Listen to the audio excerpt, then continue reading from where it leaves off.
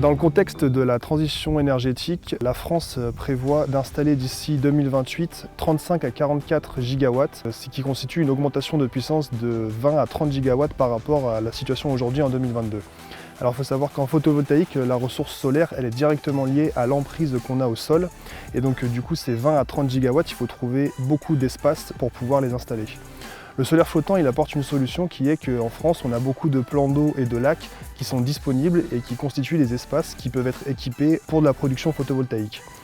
En opposition avec les parcs terrestres photovoltaïques, où en fait on est obligé de les installer sur des sites dits dégradés ou alors des zones artificialisées, puisqu'en fait en dessous d'un parc solaire, plus rien ne pousse.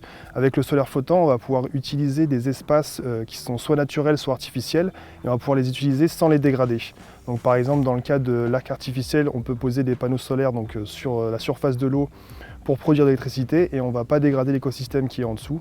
Et dans le cas de bassins artificiels, comme par exemple avoir des bassins d'irrigation ou pour des barrages et pour du stockage d'énergie, on peut utiliser donc la surface disponible par le plan d'eau pour produire de l'énergie. Et donc grâce à ça, en fait, on va apporter une deuxième fonction à ces plans d'eau.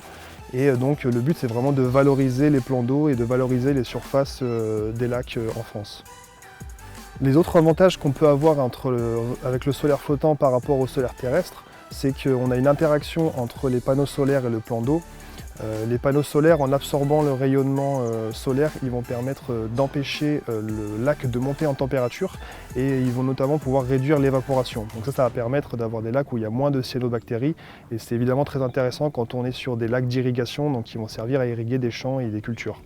La deuxième interaction qu'on a, c'est à l'inverse, la masse d'eau qui va permettre de refroidir les panneaux solaires, à savoir qu'un panneau solaire, quand il monte en température, il va perdre en rendement et donc perdre en production. Donc on a des centrales solaires flottantes qui peuvent produire plus à puissance égale que des centrales solaires terrestres. Un autre avantage qu'on a, c'est que structurellement, les centrales flottantes sont plus simples que les centrales terrestres, puisqu'on n'a pas besoin de fondation, on peut utiliser des corps morts, on a des structures assez simples sur lesquelles on pose les panneaux avec les flotteurs. Et donc ça va permettre d'avoir des installations et des démantèlements qui sont plus faciles et qui sont mieux gérables que pour des centrales terrestres.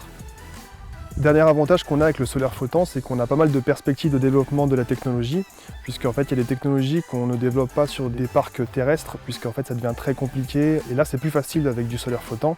Je pense notamment par exemple à des systèmes de tracking donc, qui permettent d'orienter les panneaux face au soleil.